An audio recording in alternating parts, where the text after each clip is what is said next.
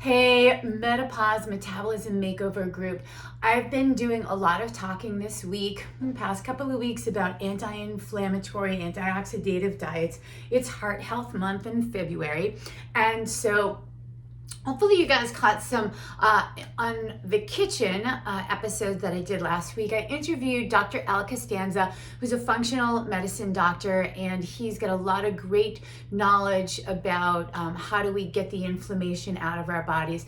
Inflammation is going to be one thing, well, kind of starts at the top and trickles down, but it is like the one or two things up there that can really exacerbate some of the symptoms that are unfavorable with menopause and kind of hormonal fluctuations, right? So inflammation, we need it. It's not always bad. It gets a bum rap like, oh, that's inflammatory. We do need the inflammatory process, as long as we have the anti-inflammatory process to kind of shut that down when we need to, right? So potentially we get an injury, we need to shuttle all this stuff into said injury, but then we also need to have the materials to get in there and pull the inflammatory stuff out of the area. So if you sprain your ankle, the body's gonna send extra blood, extra fluid with lots of like white blood cells and all the materials that it's gonna need to help to get that injury all settled. And it will stay there until the injury is healed.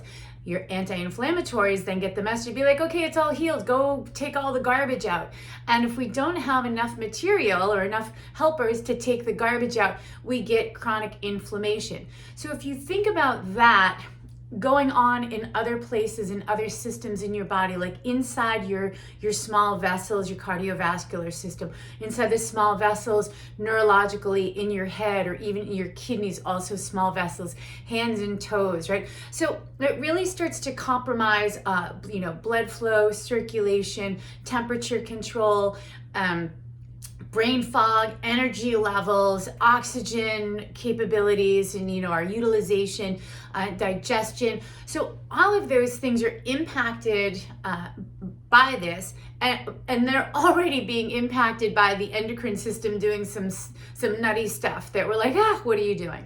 So if we can take some inflammation out of the body, we can decrease and sometimes even eliminate some of the symptoms that we are experiencing through these hormonal fluctuations. Now, you don't even need to be in menopause or, pre or post or any of that to have hormonal fluctuations. Females, you're gonna have hormonal fluctuations all the time, but men, so are you. You're gonna have hormonal fluctuations. You're just a little bit different. But anytime we have a hormonal fluctuation, we typically see an associated behavior that comes with it. Sometimes it's favorable, sometimes it's unfavorable. So if we can take away the unfavorable pieces by controlling inflammation just even a little bit, then we'll be a little bit happier. Any bit better is better. That's what I always say.